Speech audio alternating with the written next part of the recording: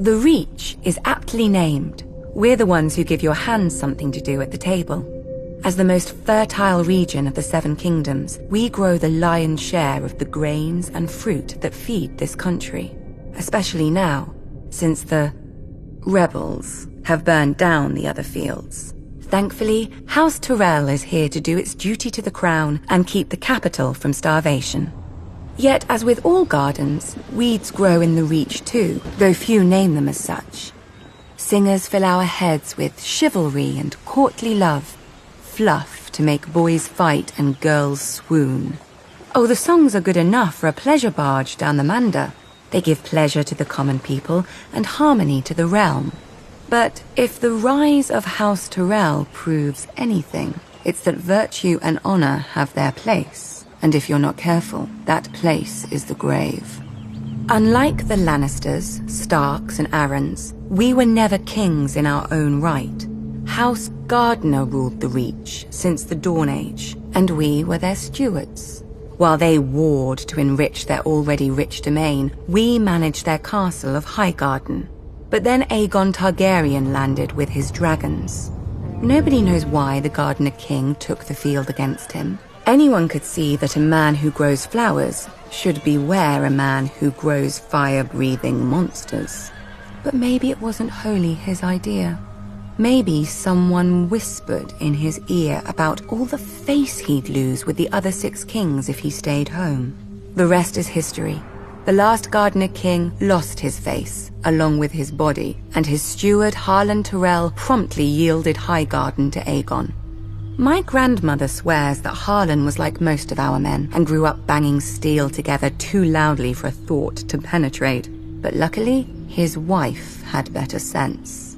Whatever the case, in return for Harlan's show of sense, Aegon proclaimed House Tyrell the Lords of the Reach and Wardens of the South, passing over all the other houses with better claims.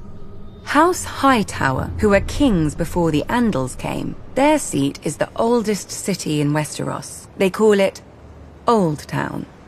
Wealthy, proud, and solitary, there have been Hightowers who wouldn't come down from their great lighthouse for decades. Its name, fittingly, is the Hightower.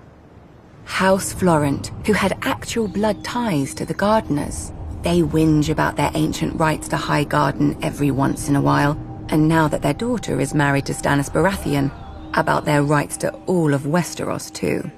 Apparently, putting a fox on your banners doesn't impart a fox's wiles.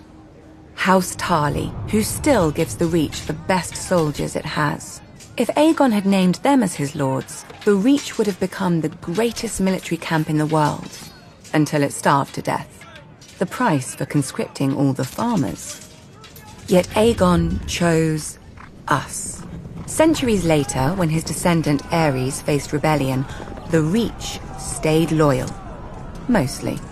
My father, Mace, dealt Robert his only defeat in the war, even if it was my father's vanguard who did most of the fighting before he arrived. After the Battle of Ashford, we laid siege to Storm's End, Robert's home. Unfortunately, the war ended before we could take it and free up our armies to go save the king. The new King Robert had a forgiving nature. Our crimes were brushed aside without even one execution for the sake of formality. Our family was surprised until Robert's new hand, John Arryn, came by with the bill. The Reach is second only to the Westerlands in wealth, and Robert meant to spend as much of it as he could get his hands on. We gave him the coins he wanted, and later, when he wanted our grain or fruit or wine, he gave them back at whatever price we set. Now, much of Westeros is ashes. The rest of it is armies. As the Starks are fond of saying, winter is coming, and for leagues outside the capital there isn't a harvest to be seen. Have no fear. The Reach is, as always, bountiful. House Tyrell will manage the harvest and keep the Seven Kingdoms from starvation like the good stewards we once were. Just ask House Gardner.